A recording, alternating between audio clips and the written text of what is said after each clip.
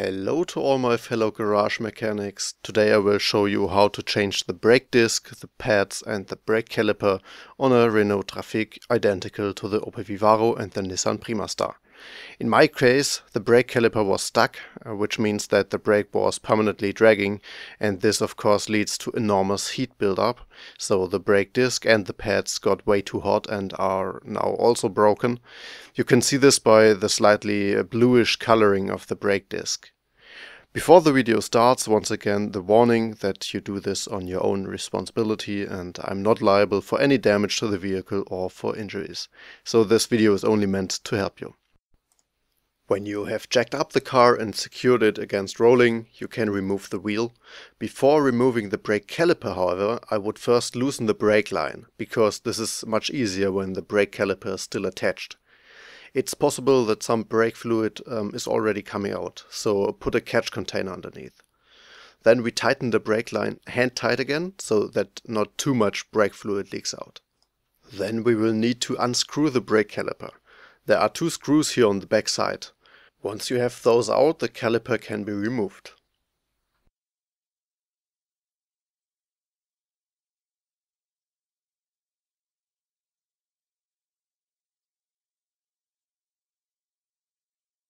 Now you need to unscrew the caliper bracket. There are two bolts here on the back. They are often very tight, so it's helpful to spray those with a little penetrating oil beforehand. When the bracket has been removed, the screw here can be unscrewed. This is a Torx, but you have to be careful that you do not break it. Then you can remove the brake disc.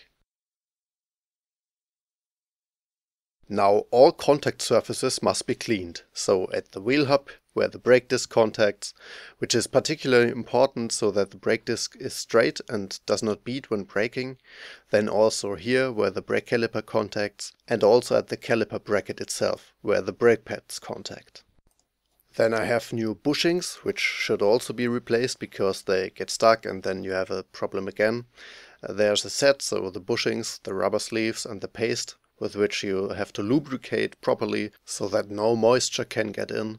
When you insert them, make sure that the rubber sleeve is also really tight, so it has to snap into place a bit. Then the new brake disc can be screwed onto the wheel hub.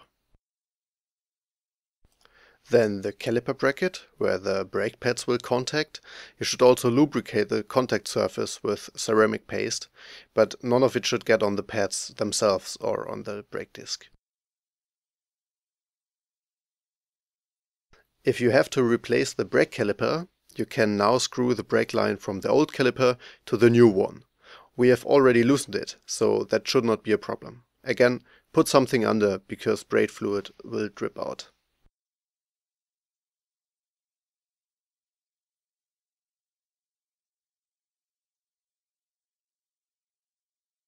Now the new brake caliper can be screwed on again. Always tighten the screws properly. So now that everything is reassembled, all that's left to do is to bleed the brake and fill the caliper with brake fluid. For this, the bleeding valve must be opened. It doesn't have to be screwed out completely. It's enough if it's loose. And now you put a piece of hose on it, anything that fits. For bleeding, you need a second person who presses the brake and pumps repeatedly until the brake fluid comes out of the hose. And if a continuous flow comes out of the hose and no more air bubbles appear, then you screw the valve shut again. Now you can remove the hose again, tighten the valve with a ratchet and put the protective cap on. Now of course the brake disc and pads must be replaced on the other side as well, because with the brake you always have to do both sides. So again, wheel off, caliper bracket off, brake disc off and so on. On this side you want to use the caliper again, I suppose, so you have to push the pistons back, otherwise you will not be able to get it onto the new disc and pads. You can either do this with a large pipe wrench, but there's a risk that you will jam the pistons. Or you can take a piece of wood, like I did, and push it back with two screw clamps. The brake fluid reservoir should be opened beforehand because it pushes brake fluid into the reservoir. Assembly of the brake is then the same as I already explained. Now you check again whether you have really tightened all screws, have not forgotten anything, especially with the brake. This could be very dangerous. And if you have done that and you are sure that everything is tightened, then you're almost finished.